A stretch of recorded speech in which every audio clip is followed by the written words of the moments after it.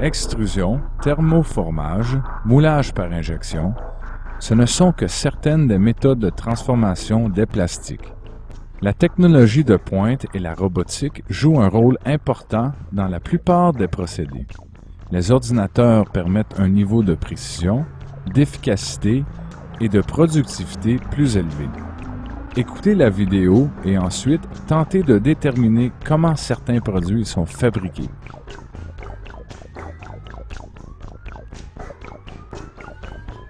Avez-vous déjà examiné de près un boyau d'arrosage et une paille? On peut vite constater qu'ils sont faits de plastique. Mais savez-vous qu'ils sont fabriqués en moulant par extrusion le plastique chaud grâce à un dispositif de moulage que l'on appelle une filière? L'extrusion est un procédé par lequel les granules de résine plastique sont chauffés dans un long baril. Une fois fondu, le plastique est forcé à travers une filière par une vis de métal rotative. Le plastique émerge de l'extrémité de la filière en un tube continu qu'on laisse refroidir. Une fois le tube de plastique solidifié, il est coupé à la longueur désirée et un tuyau est créé pour arroser votre jardin. Le processus de thermoformage utilise des polymères thermosensibles pour créer des produits de plastique. Le polymère est fondu et ensuite chauffé davantage, stimulant la réaction des chaînes de polymères. Ces réactions de chaînes de polymères forment des liaisons multiples intermoléculaires. Ces liaisons font en sorte que l'objet de plastique, une fois refroidi, résiste à la chaleur. Les produits fabriqués par rotomoulage comprennent les autres.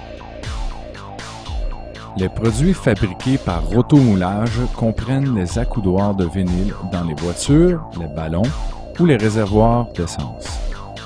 Les résines polymères peuvent être finement moulues en une poudre.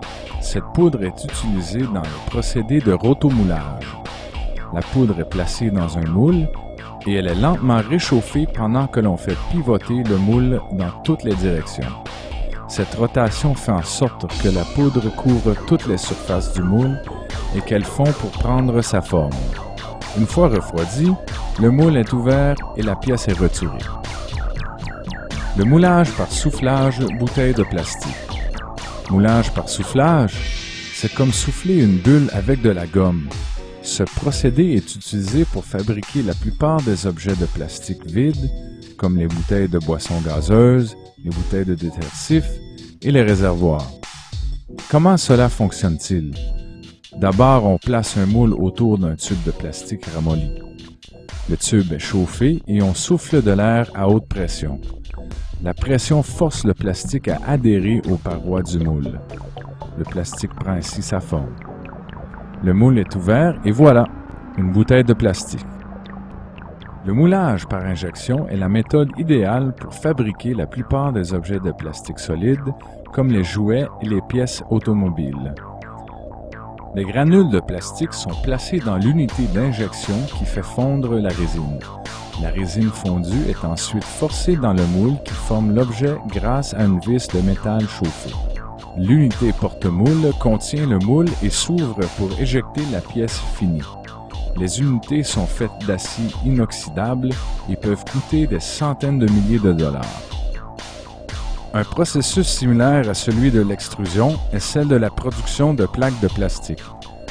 Le plastique est extrudé vers des rouleaux chauffants, ce qui permet d'atteindre la bonne consistance. Cette méthode sert à confectionner une grande variété d'emballages plastiques, tels que le cellophane pour aliments et les grands sacs de plastique.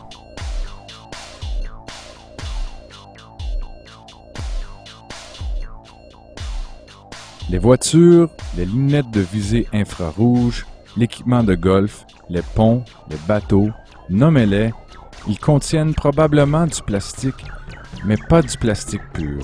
Ils sont faits d'un composite plastique. La fibre de verre est la plus commune de ces composites.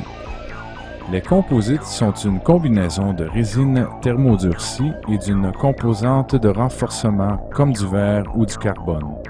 Il existe quelques méthodes permettant de créer un composite, la traction des profils enroulés et l'extrusion par étirage.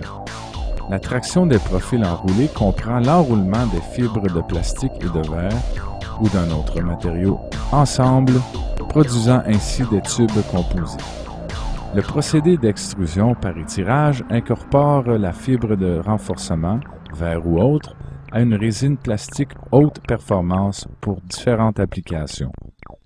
Les fibres de renforcement sont tirées vers une zone d'imprégnation où les fibres sont mélangées. Le mélange de fibres et de résine est ensuite amené vers une filière chauffée où la composite prend la forme de la filière. Les composites fabriqués par extrusion, par étirage, remplacent bien l'acier, l'aluminium et le bois. C'est sensationnel. Les composites se retrouvent dans tout ce qui vous entoure.